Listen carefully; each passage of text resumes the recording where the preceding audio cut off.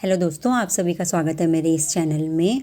तो दिन की शुरुआत वही जो भी नॉर्मल काम होते हैं उनसे होती है। और सबसे पहले आपको सभी को, जो भी मेरे व्यूअर्स हैं और जो व्यूअर्स नहीं भी हैं, उनको श्री राम जी का जो अयोध्या में प्राण प्रतिष्ठा हुई है उसकी हार्दिक शुभकामनाएं।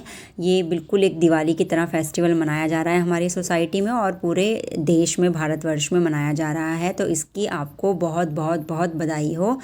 और भगवान राम जी की अगर कृपा हुई तो इस साल हम कहीं ना कहीं किसी ना किसी गवर्नमेंट जॉब में अवश्य लग जाएंगे। तो बस इसी पॉजिटिविटी के साथ दिन की शुरुआत आप लोग करिए।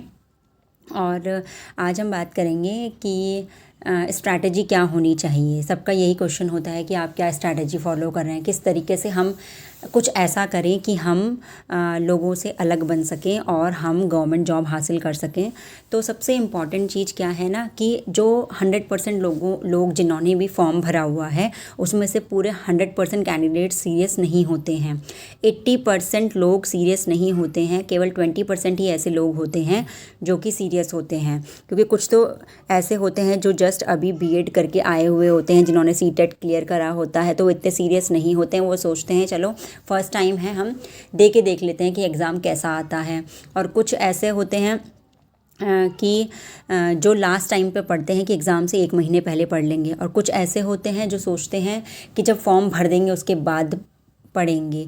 तो जो 20% कैंडिडेट्स होते हैं ना वही सीरियस होते हैं। तो आपको उन 20% कैंडिडेट्स में से एक कैंडिडेट बनना है कि आप सीरियस होके एक कंसिस्टेंसी को फॉलो करते हुए अपने गोल को अचीव करें।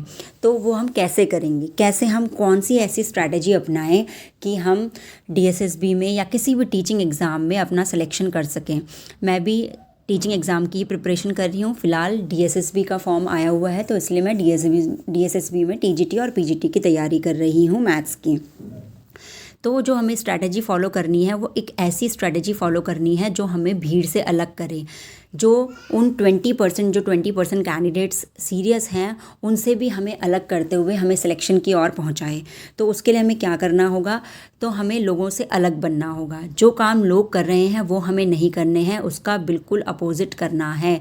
दैट मीन्स जो नॉर्मल चीज़ होती है कि जिस दिन लोग कंसिस्टेंसी फॉलो नहीं कर रहे हैं, जिस दिन जैसे संडे हो गया, संडे को लोग थोड़ा ढीले हो जाते हैं। संडे को सोचते हैं कि संडे को हमें कम पढ़ना है या फिर हमें मौज मस्ती करनी है, घूमना है, लेकिन उस दिन आप 6 to 8 आवर्स की स्टडी कीजिए, आप और ज़्यादा पढ़िए। जो लोग कर रहे हैं उससे हमको बिल्कुल ही अलग बनना है। जैसे किसी फेस्टिवल का दिन है, सबके सब सोचेंगे कि हम फेस्टिवल सेलिब्रेट कर रहे हैं तो आज पूरे दिन मौज मस्ती करेंगे, आज पढ़ाई नहीं करेंगे। तो उस दिन आप फेस्टिवल तो सेलिब्रेट करिए ही, लेकिन उसके अलावा आप कैसे भी करके टाइम स्टडी के लिए ज़रूर निकालें। और कंसिस्टेंसी ही सबसे ज़्यादा इम्पॉर्टेंट है। आपको रेगुलर पढ़ना है, कोई एक भी दिन ऐसा ना हो कि आप ना पढ़ें। कई बार ऐसा होता है हम हाउसवाइफ्स के साथ कि रात में सोते सोते लेट हो जाता है। अगर हमने रूटीन बना रखा है कि हमें सुबह 4 बजे उठ के पढ़ना है, अगर जो मॉर्निंग पर्सन होते हैं, तो अगर रात में सोते सोते लेट हो गया तो मोस्टली जो लोग हैं वो रूल ब्रेक कर देते हैं। वो यही सोचते हैं कि यार अब तो 12-1 बज गए हैं सोते सोते, तो सुबह आराम से उठेंगे। लेकिन आपको उस भीड़ से अलग दिखना है। आपको उस दिन भी सुबह 4 बजे ही उठना है, चाहे कुछ भी हो जाए। तो यही चीज़ें आपको अलग बनाएगी और यही चीज़ें आपको अपना गोल अचीव करने में आपकी सहायता करेंगी। क्योंकि जो नींद है, जो आराम है, ये तो हम कभी और भी पूरा कर सकते हैं, लेकिन एक बार ये वैकेंसीज चली गई तो पता नहीं फिर दोबारा हमें ये मौका मिले ना मिले। क्योंकि हम हाउसवाइफ्स के पास ना ही इतनी एज बची होती है और ना ही इतने अपॉर्चुनिटीज़ हमें मिलती हैं। क्योंकि घर के काम, हस्बैंड को देखना, बच्चों को देखने के साथ साथ हो सकता है नेक्स्ट ईयर हमें वो टाइम ना मिले, वो फोकस हम ना कर पाएँ। तो आपको कल पे कभी भी नहीं टालना है। आपको जो करना है वो आज करना है। और रोज़ एक एम बना लीजिए, मुझे आज इतने इतने टॉपिक फिनिश करने ही हैं, चाहे कुछ भी हो जाए, उससे पहले मैं नहीं सोऊंगी या सोऊंगा। तो ये आपका एम होना ही चाहिए।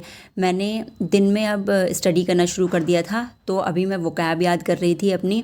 और मेरी जो इस बुक में, इंग्लिश की बुक में है, इसमें 600+ वोकैब है, तो ये मुझे कंप्लीट करनी है। तो मैं ये लगा लीजिएगा कि अगर मुझे ये सारी याद हो जाए तो मोस्टली 80% मुझे चीज़ें जो इंग्लिश में होती हैं वो याद हो जाएंगी। तो मैंने अभी 100+ याद कर लिए हैं। तो उसके बाद मैंने जीके का पोर्शन उठाया था, जनरल अवेयरनेस का पोर्शन उठाया था, और उस जनरल अवेयरनेस के पोर्शन में आज मैंने उठाया था कॉन्स्टिट्यूशन।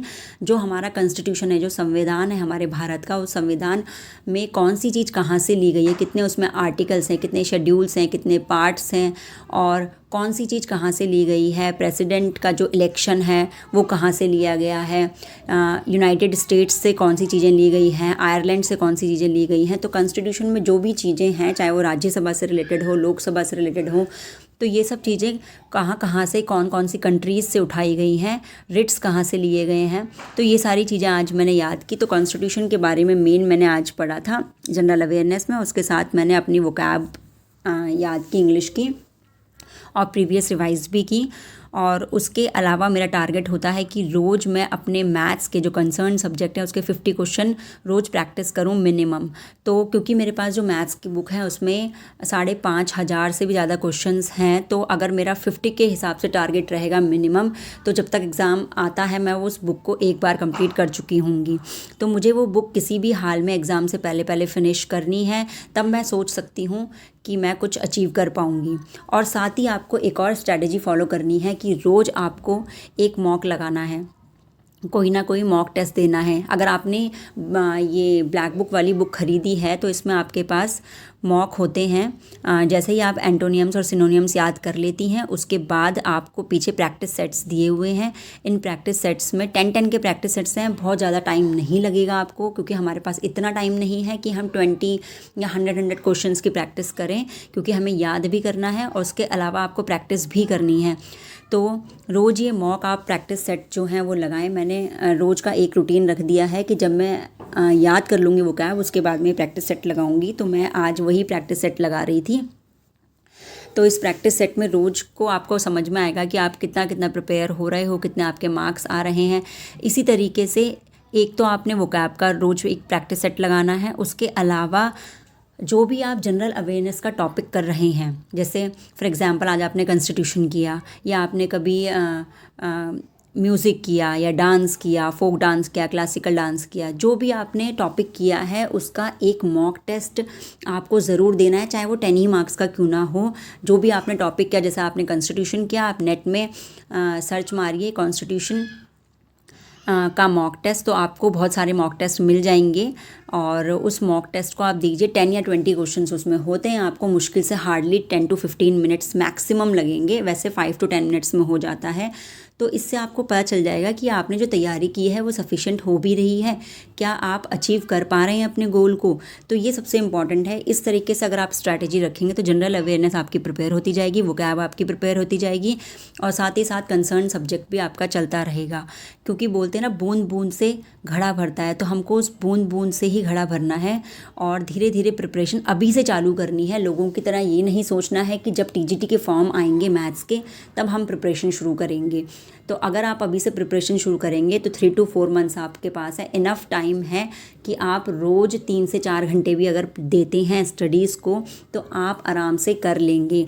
लेकिन कंसिस्टेंसी, वही मैं बार बार कह रही हूँ, कंसिस्टेंसी बहुत ज़रूरी है हम हाउसवाइफ्स के लिए। चाहे कुछ भी हो जाए, चाहे कोई भी फेस्टिवल हो, छुट्टी हो, संडे हो, सैटरडे हो, कुछ भी हो, आपको रोज़ पढ़ना है। रोज़ 3 to 4 आवर्स निकालने ही हैं, अपने टारगेट अचीव करने हैं। और जितनी हो सके बस आप कोशिश कीजिए, यही सोच के कोशिश कीजिए कि यह आपका आखिरी टाइम है, इसके बाद फिर आपको मौका मिले या ना मिले। अगर मुझसे कुछ हेल्प हो पाएगी तो मैं हेल्प ज़रूर करूँगी। आपके जो भी सवाल होते हैं आप कमेंट सेक्शन में ज़रूर लिखिएगा। मैं मोस्टली क्वेश्चंस का आंसर करने की कोशिश करती हूँ, और अगर नहीं कर पाती हूँ तो उसके लिए मैं आपको सॉरी बोल रही हूँ, क्योंकि मुझे भी पढ़ाई करनी होती है। मैं बहुत ज़्यादा नहीं कर पाती हूँ कभी कभी, लेकिन मैं कोशिश ये करती हूँ कि मैं 80% कमेंट्स का जवाब दे सकूँ, और मैं कोशिश भी करती हूँ और देती भी हूँ जवाब। तो अगर आपको वीडियो पसंद आती हो तो प्लीज़ वीडियो को लाइक शेयर ज़रूर करें और चैनल को सब्सक्राइब ज़रूर करें। Thank you very much.